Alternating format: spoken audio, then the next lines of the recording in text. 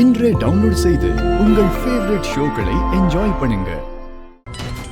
புது நம்பரா இருக்கு. ஹலோ, யாரு? ஏய், நான் தான் துர்கா பேசுறேன். ஏய் துர்கா, எப்படி இருக்க? என்னடி திடீர்னு ஃபோன் பண்ணிருக்க? ஒன்னும் இல்லடி, எனக்கு பிரியா நம்பர் வேணும். பிரியா ஃபோன் நம்பரா? இருக்கே, கொஞ்சம் சொல்றியா? ம்.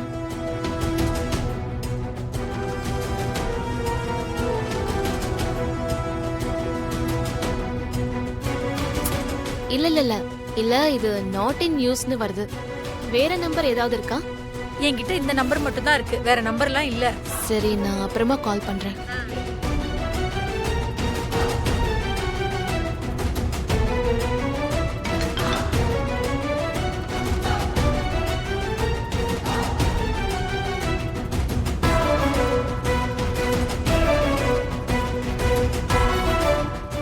யாருமே பிரியா நம்பர் தெரியாதுன்னு சொல்லிட்டாங்க. நீ தான் பிரியா கூட காண்டாக்ட்ல இல்ல. பிரியா கூடவா யார் கூட காண்டாக்ட்ல இல்லாம இருக்கா? அதாங்க எனக்கும் புரியல. நான் தாரணிக்கு ஃபோன் பண்ணி பாக்குறேன். அவ எல்லார் கூடயும் காண்டாக்ட்ல இருப்பா. நான் ட்ரை பண்றேன். கிளு. ஹலோ, யாருங்க?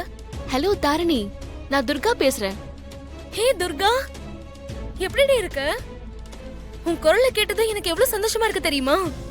ஆமா, என்ன போலீஸ் ஆபீசர் திடீர்னு கால் பண்ணிருக்கீங்க? இல்ல, பிரியா நம்பர் மாத்திட்டாளா? அவ நம்பர் நாட் இன் யூஸ்னு வருது. ஆமா ஆமா, நானும் லாஸ்ட் வீக் அவளுக்கு கால் பண்ணேன். எனக்கும் அப்படிதான் வந்துச்சு. ஆமா, பிரியா உனக்கு டியர் ஃப்ரெண்ட் ஆச்சே, அவ உனக்கு கூட நம்பர் கொடுக்கலையா? இல்ல தாரணி, நம்ம ஃப்ரெண்ட்ஸ் எல்லாருக்கும் ஃபோன் பண்ணி பார்த்துட்டேன். ஒருத்தருக்கும் பிரியா நம்பர் தெரியல போல இருக்கு. கொஞ்சம் டைம் தரியா துர்கா? நம்ம ஃப்ரெண்ட்ஸ் சர்க்கிள விசாரிச்சுட்டு நாளைக்கு காலையில சொல்றேன். Okay Dharani, thank you so much. பாய் பா. ஓகேடி, குட் நைட்.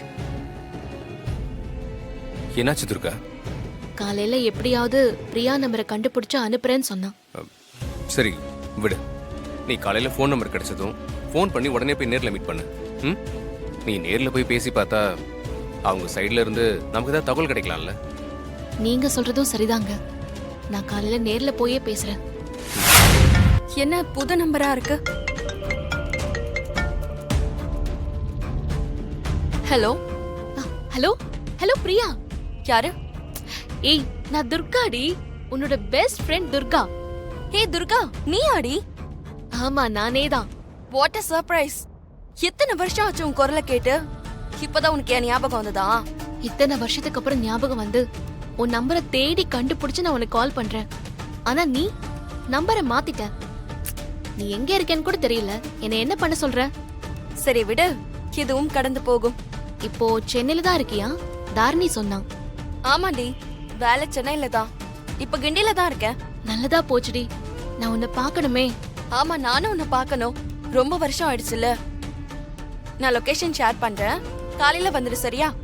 சரி சரி, நீ ஷேர் பண்ணு. சரியா? பாய். ஓகே, பண்றேன். குட் நைட், பாய்.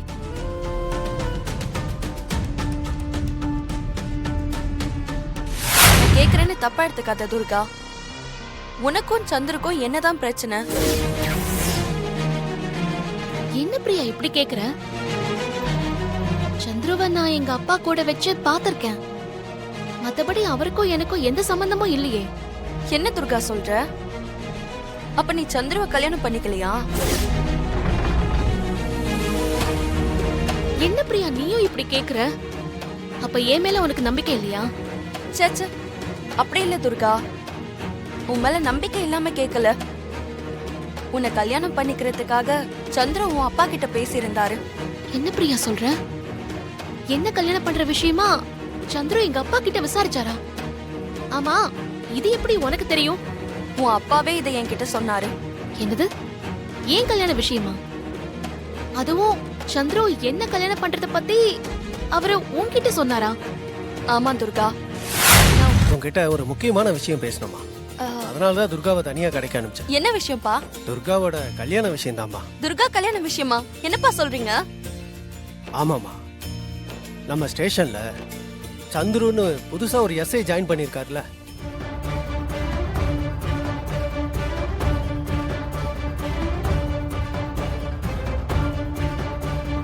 என்னப்பா துர்கா கல்யாண விஷயம்னு சொன்னீங்க.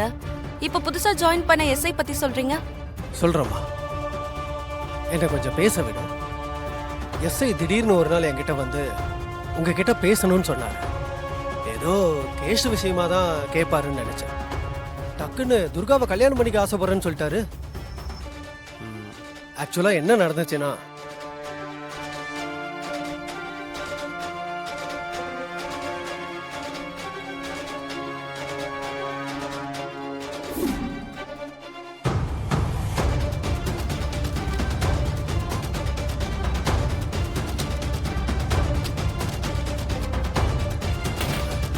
என்ன சார், என்ன ஃபைல் வேணும்னு சொல்லுங்க சார், நான் எடுத்து தரேன். இல்ல இல்ல இல்ல, ஃபைல்லாம் ஒண்ணு வேண்டாம்.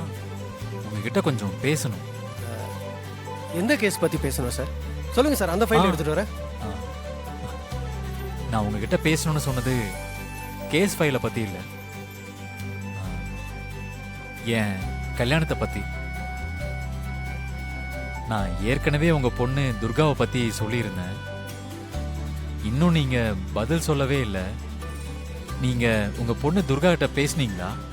உங்க மனசுல இருந்ததை நீங்க என்கிட்ட சொன்னீங்க. ஆனா என் பொண்ணு துர்கா மனசுல என்ன இருக்குன்னு தெரியணும்ல சார். மாப்பிள்ளைன்னு கூப்பிட வேண்டிய நீங்க சார்னு கூப்பிடுறது மனசுக்கு சங்கடமா இருக்கு. அதனால சார்னு வேண்டாம், வேணா தம்பின்னு கூப்பிடுங்களேன். உங்களோட இந்த குணம் தான் எனக்கு ரொம்ப பிடிச்சிருக்கு சார். சரி வாங்க, அப்படி உட்காந்து பேசுவோம். வாங்க. வரேன் சார். இப்போதான் தம்பி சொல்லிட்டு இருந்தாரு, நீங்க 2 பேரும் என்னை பார்த்து பேசுறதுக்காக வரீங்கன்னு. ஆமாங்க, நல்ல விஷயத்தை தள்ளிப்படக்கூடாது. அதுவும் கல்யாண விஷயத்தை தள்ளிப்படக்கூடாது இல்லையா? உங்க குடும்ப விஷயம், சூழ்நிலை எல்லாம் நீங்க சொன்னதா என் மகன் சொன்னா. நீங்க சொல்றது எல்லாம் கரெக்ட் தான். ஆனா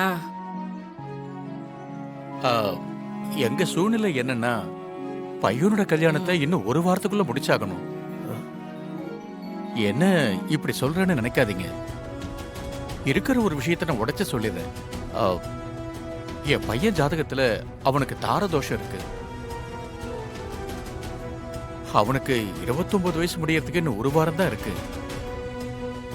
அதுக்குள்ள அவனுக்கு கல்யாணம் நடக்கலன்னா அதுக்கப்புறம் அவனுக்கு சுக்கிரதசை வர வரைக்கும் கல்யாணம் பண்ண முடியாது. அதுக்கு 10 வருஷம் காத்திருக்கணும்னு ஜோசியர் சொல்லிட்டாரு.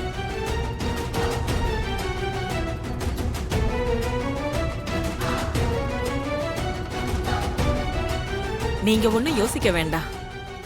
இப்ப ஊரையே கூப்பிட்டு கிராண்டா பண்ண போறதில்ல. சும்மா ஒரு சம்பிரதாயத்துக்காக கோயில்ல வச்சு மாலையை மாத்திக்க போறோம். அத பண்ணிக்கலாம் இப்போதைக்கு.